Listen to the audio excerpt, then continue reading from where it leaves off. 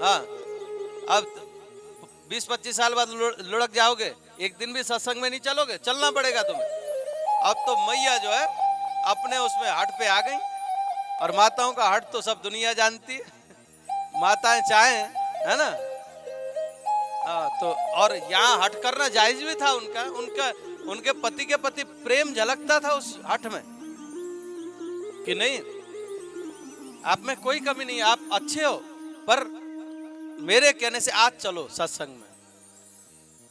तो मैया की कहीं माननी पड़ी उनको, बोले ठीक है भाग्यवान, तू कहती है तो मैं चलता हूं।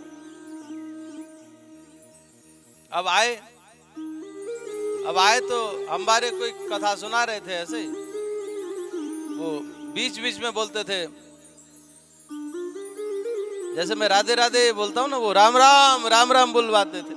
हाँ, तो अब उनको कोई मतलब नहीं था, क्योंकि पहली बार आए, वो घड़ी बार बार देखते थे, और पंडित जी भी ऐसे ही थोड़े से थे, बोले नहीं बोलेगा तो ध्यान रखना, सबको बोलना है राम राम राम राम, बुलवाते रहते थे। तो सबकी तरफ देखते थे, तो बोले भैया सब बोलना है, तो उनको भी न चाहते हुए भी बोलना पड़ा। भाई ने तो ऊपर बैठो पंडित, टोक देखो ठीक ना है, हा? बोल गए राम राम। अब हो गया, सब सत्संग हो गया, प्रसाद लेकर के अपने जाने लगे सज्जनों, जाने लगे। जाते जाते जाते जाते जब घर जा रहे थे, तो ऐसी ठोकर लगी उन सज्जन को, ठोकर लगी, और जैसे ठोकर लगी तो उनके मुख से राम निकला, राम निकला, और गिर गए, और वहीं पे राम राम हो गए, राधे राधे वो चल बसे। अब तो सज्जनों होता क्या है, अब यम के दूत आए लेने। अब वो क्योंकि अच्छे पढ़े लिखे थे, तार्किक थे, उन्होंने कहा तुम नहीं ले सकते, मुझे छू नहीं सकते तुम। बोले क्यों, तुम्हें नहीं पता जब मैं मरा हूं तो राम राम बोला है मैंने। मान गए, नहीं छिया। भाई सही बात, ये शास्त्रों की बात है, ये संतों की बात है, अब क्या करें फिर। बोले तुम अपने मालिक को लेके आओ। धर्मराज जी स्वयं आए, बोले महाराज आप नहीं ले सकते हो, कहां लेकर जाओगे मुझे। बोले तुम यमपुरी तो नहीं ले जा सकते, क्योंकि अंतिम जीवन के अंतिम क्षण में मेरे मुख से राम राम निकला, एक बार नहीं 2 बार राम निकला है। बोले धर्मराज जी ने कहा बिल्कुल आप ठीक कहते हो, आपको यमलोक तो मैं ले ही नहीं जा सकता। उसके बाद देवता के राजा इंद्र आए, इंद्र से कहा कि तुम कहां स्वर्ग ले जाओगे। बोले स्वर्ग का इतना ही फल है राम राम का, भगवान के नाम का क्या इतना ही फल है कि स्वर्ग में ले जाओगे तुम। ब्रह्मा महेश सब आ गए सज्जनों, ये बताओ अंतिम समय में राम राम का उच्चारण हुआ है तो इसको कौन से लोक में ले जाना चाहिए। आज ब्रह्मा और शंकर भी परेशान हो गए, उसको लेकर के भगवान विष्णु के धाम में जैसे पहुंचे सज्जनों, भगवान विष्णु से कहा ऐसी ऐसी बात है। भगवान विष्णु बोले इस नाम की महिमा आप लोगों ने अभी तक नहीं देखी। जीवन में एक बार सत्संग में गया और अंतिम समय राम राम बोलने का फल इसका ये, ब्रह्मा शंकर इंद्र धर्मराज सब मिलकर के इस जीव को मेरे पास लेकर के आए हो, तो नाम की कितनी महिमा है। तो ऐसा श्रेष्ठ नाम सज्जनों किसी भी प्रकार से लें। तभी तो पूज्यपाद गोस्वामी जी महाराज कहते हैं भाव को भाव अनख आलस हो, भाव को भाव अनख आलस हो, नाम जपत मंगल दिस दस हो, नाम जपते मंगल दिश दश हो, सांकेत्यम पारिहासं वास्तोलम हेलनमेव वा, वैकुंठ नाम ग्रहणामस्य सागरं विदो। किसी भी प्रकार से प्रभु का नाम लिया जाए कल्याणकारी होता है। क्यों जी, हमारे अंदर बुखार है, बुखार आ रखा है तो दवाई आप खा लो, चाहे पीस के खा लो, चाहे कूट के खा लो, चाहे निगल के खा लो, चाहे घोल के खा लो, अगर दवाई अंदर जाएगी तो बुखार उतर जाएगा, है कि नहीं। तो प्रभु का नाम भी ऐसा ही है सज्जनों, प्रेम से भजो तो कहने ही क्या। हा? प्रेम से भजो तो कहने ही क्या। अब तो अजामिल ने बड़े प्रेम के साथ में जो शेष जीवन बचा था उसको प्रभु का नाम का आसरा लेकर के गुजारा है सज्जनों। और उसके उपरांत जो धर्मराज जी के जो दूत थे ना, यम के जो दूत थे, वो गए अपने मालिक के पास, धर्मराज के पास। बोले महाराज तुम्हारी नौकरी नहीं करनी हमें। बोले क्यों? तुम भेज देते हो पापी ले आओ और हम जाते हैं, ठुकाई पिटाई हमारी लगती है। उतनी तनख्वाह आप देते नहीं हो जो मार भी खाएं। हा? या तो तनख्वाह बढ़ाओ या हा? ऐसा कुछ नहीं, ये तो मैं बता रहा हूं। हाँ ये बात जरूर कहिए कि देखो हम अब आपकी नौकरी नहीं करेंगे। तनख्वाह की तो बात नहीं लिखी है, तनख्वाह तो मैंने जोड़ दिया है, आप लोगों को समझ में आ जाए स्पष्टता से, इसलिए। बोले महाराज हमें नौकरी आपकी नहीं करनी है। क्यों नहीं करनी है? बोले ऐसी ऐसी बात है। पापी को लेने जाते हैं, वो नारायण बोल देता है, वो चमकीले पुरुष आ जाते हैं, बचा ले जाते हैं, और हम खाली हाथ आना पड़ता है, ठुकाई पिटाई और हमारी होती है। जैसे नारायण शब्द कहा ना सज्जनों, यम के दूतों ने, धर्मराज जी ने उनके मुख पर उंगली रख दी, मौन रहो। इस नाम की महिमा तुमने क्या भी देखा नहीं? अजामिल जैसा पापी भी इस नाम के प्रभाव से मुक्त हो गया। ये नाम यहाँ पर उच्चारण करोगे, ये नरक है, तो फिर ये खाली हो जाएगा। हमारा पद भी गया, तुम्हारी नौकरी भी गई, फिर तो भाई स्थान ही नहीं रहेगा। मंत्री पद तो तब होगा जब बंटवारा होगा उसका, वही है नहीं है तो मंत्री पद का नरक ही नहीं होगा, तो फिर यहाँ के कर्मचारी क्या काम करेंगे? सब खाली हो जाएगा भैया। इसलिए तुमने देखा, प्रत्यक्षम किम प्रमाणम, प्रत्यक्ष को प्रमाण की आवश्यकता नहीं होती। और इस नाम की महिमा को तुमने देखा। नामोच्चारण माहात्म्यम हरे पश्यक पुत्र कहा, अजा मिलो पिए नहीं वह मृत्यु पासाद मुच्यतः। तुमने प्रत्यक्ष देखा नाम उच्चारण की महिमा को, अजामिल जैसा पापी भी मुक्त हो गया। और हे दूतों, इस नाम की गहराई से जानने वाले हम 12 भागवत हैं। धर्मराज जी कहते हैं, कौन कौन जानते हैं भगवान के नाम को गहराई से? तो धर्मराज जी कहते हैं हम 12 भागवत हैं, 12 जने हैं जो भगवान के नाम की संपूर्ण महिमा को जानते हैं। स्वयंभू नारद शंभु कुमार कपिलो मनु प्रहलादो जनको विस्मो बलिर्वैयास कीर्वयम्। स्वयंभू ब्रह्मा जी भगवान के नाम की महत्वता को जानते हैं।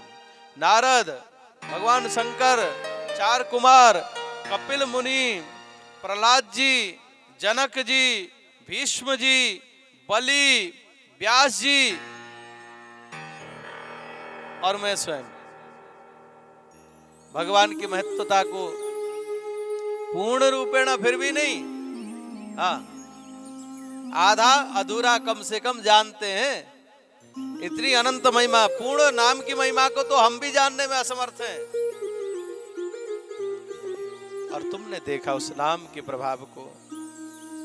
तो आज यम के दूतों ने कहा कि बोले महाराज ये बताओ, अब निश्चित ये कर दो, चलो नौकरी नहीं छोड़ते, ये बता दो आप कि हम किसको लाएं नरक में, किसको न लाएं, है ना। तो यहाँ पर धर्मराज जी कहते हैं, ध्यान से सुनिएगा, धर्मराज जी ने किसको लाने के लिए कहा, किसको न लाने की बात कही। तो देखो, जिह्वा न भक्ति भगवत गुण नामधेयम् चेतस नमश्चरति तच्चरणारविंदम् कृष्णाय नो नमति यच्छिरे कदापि तानानयध्वसमतो कृत विष्णु कृत्या। जिह्वा न भक्ति भगवत गुण नामधेयम्, जो कभी भगवान का नाम अपने जिह्वा से उच्चारण नहीं करता हो, कृष्ण कन्हैया लाल की जय। राधे राधे राधे राधे राधे राधे। हम जितने भी बैठे ना सज्जनों, किसी को नहीं ले जाएंगे यमराज के दूत निश्चित है, क्योंकि भगवान का नाम उच्चारण हुआ है ना हमारे मुख से। यही बात करे, जिह्वा न भक्ति भगवत गुण नाम अध्ययम। जिसकी जिह्वा भगवान का नाम कभी उच्चारण न करती हो, और जो जीव भगवान के चरणों में चढ़ा हुआ नैवेद्य, यानी कि प्रसाद ग्रहण न करता हो, जो भगवान को कभी प्रणाम न करता हो, ऐसे जीव को तुम बंधन में बांध करके घसीटते हुए लेकर के आना।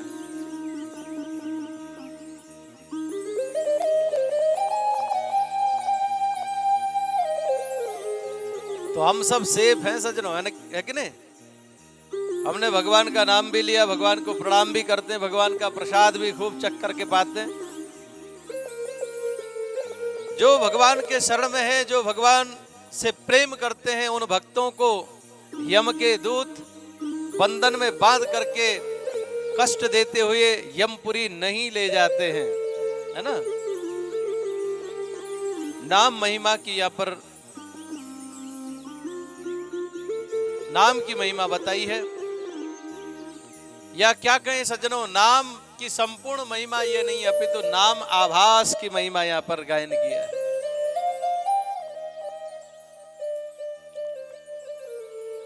आगे सज्जनों सुखदेव स्वामी परीक्षित से कहते हैं, देखो परीक्षित ने जिज्ञासा रखी, वो जो बकरे का सिर लगा था दक्ष को, समय सापेक्ष में विस्तार नहीं कर पाया था, है ना। तो उन्होंने पूछा, जो भगवान सती का मरण हो गया, सती ने देह को त्याग दिया, भगवान शंकर आए, दक्ष के सिर को धड़ से अलग कर दिया, आकर के बकरे का सिर लगा दिया, है ना। तो उस बकरे के सिर में रह करके दक्ष ने क्या किया, क्या वही शरीर रखा या उसको त्यागा, ये जिज्ञासा जब सुखदेव स्वामी के श्री चरणों में परीक्षित ने करी है, तब यहाँ पर सुखदेव स्वामी कहते हैं कि वो दक्ष अगले जन्म में जो है प्रचेताओं का पुत्र बन करके आया, और नाम पड़ा उसका प्राचेतस दक्ष।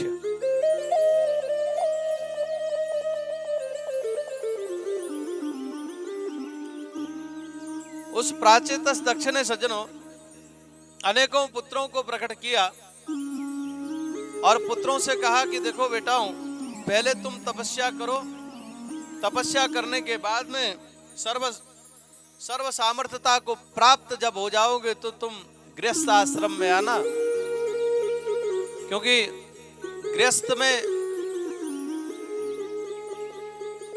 आज के समय में भी सज्जनों, हम लोग जब अपने बच्चों का विवाह करने की सोचते हैं, तो ये सोचते हैं ना कि भाई ठीक है, चलो बेटे की कमाई भी ठीक ठाक है, अब कम से कम ये है कि अब विवाह हो जाए तो कम से कम दूसरे के घर से जो बेटी आएगी उसको सुखपूर्वक बेटा रख सकता है, ये थोड़ा सा कंफर्म हो जाए, या फिर कुछ करता धरता नहीं है, वही हमारा बेटा बिल्कुल निकम्मा है, कुछ करता नहीं है, कमाता भी नहीं है, इंटरेस्ट भी नहीं है, ऐसे बेटे का विवाह करने से हम भी कतराते कि नहीं भाई। हम विवाह तो करें, परंतु दूसरे की लड़की जो लेकर के घर में आ रहे, इसको सुख नहीं दे पाया, ये परेशान कर दिया, तो माता पिता को टेंशन होती है। आज वही दक्ष को भी टेंशन था, कहीं ऐसा ना हो कि मैं शादी विवाह कर दूं इन बच्चों का, और ये उस अपने गृहस्थ धर्म को नहीं निभा पाए तो परेशानी हो जाएगी। इसलिए पहले उनको मजबूत करने के लिए जाओ, तप करो पहले, क्योंकि मैंने निवेदन किया था, बिना तप के कुछ नहीं मिलता है सज्जनों। बिना तपस्या के, बिना तप के, बिना परिश्रम के कुछ नहीं मिलता है। मिलता है क्या? और किसी को कुछ मुफ्त में फोगट में मिल जाए तो उसकी कीमत भी नहीं होती है सज्जनों। होती है क्या बताइए? किसी को कोई बहुमूल्य वस्तु मुफ्त में मिल जाए फिर कीमत उसकी नहीं होती। होती है? हाँ जी, होती है कीमत। मुफ्त में अगर कोई बहुमूल्य वस्तु मिल जाए तो उसकी कीमत नहीं होती। जब परिश्रम से अर्जित किया हुआ हो।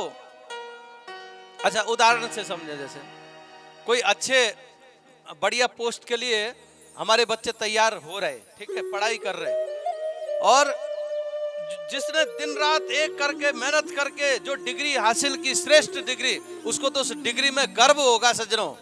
पर जो होते हैं ना, जो नकली, जो पैसा घूस दे करके जो लेते हैं, उस डिग्री में उसको आनंद उतनी मिलेगी नहीं। मिलेगी क्या? जो पुरुषार्थ से अर्जित वस्तु है उसमें विशेष आनंद होता है सज्जनों। कहने का भाव इतना ही। तो बिना तप के, बिना तपस्या के, बिना परिश्रम के अगर कुछ मिल भी जाता है तो उसकी कीमत फिर हमारे जीवन में नहीं रहती। हम उसको ऐसे ही मानते, क्यों मुफ्त में मिली है ना। परिश्रम से हो तो फिर उसमें प्रेम भी होता है, एक लगाव होता है।